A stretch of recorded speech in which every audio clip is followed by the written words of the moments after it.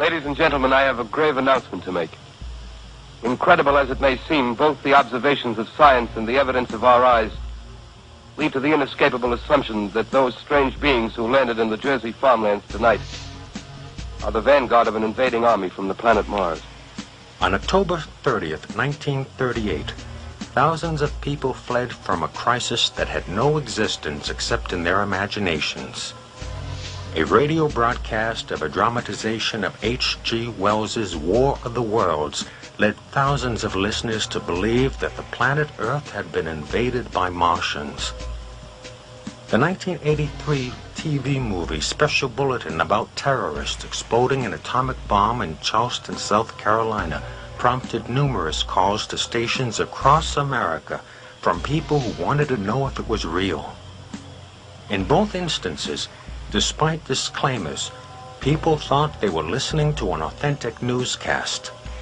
Think for a moment about the way newscasters speak, and you will realize that they all talk the same way, regardless of their ethnic background.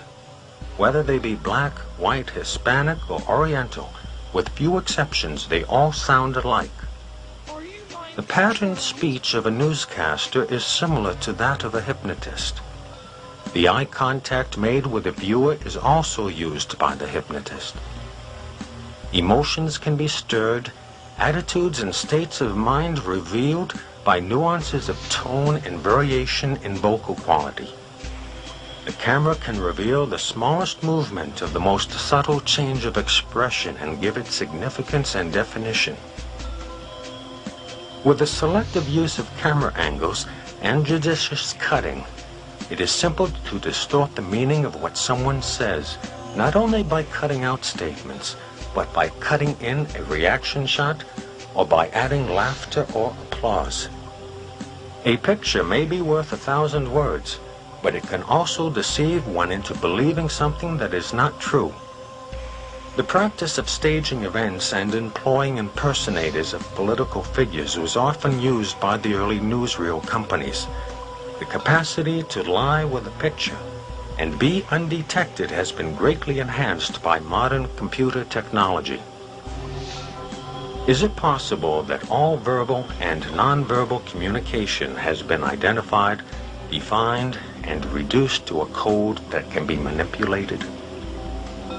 Is it possible to program an entire population to respond to certain words, images, vocal qualities, body movements, gestures, and expressions? The result of such programming would be a population that is highly suggestible, a population that can be manipulated with precision.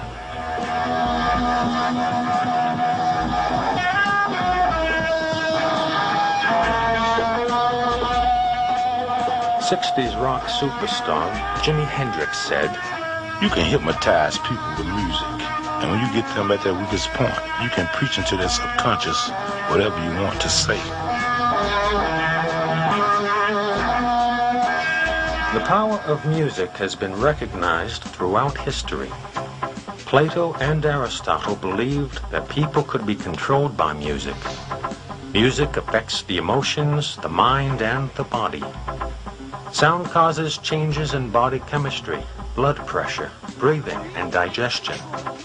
Fast music will speed up the nervous system, while slow music will slow it down.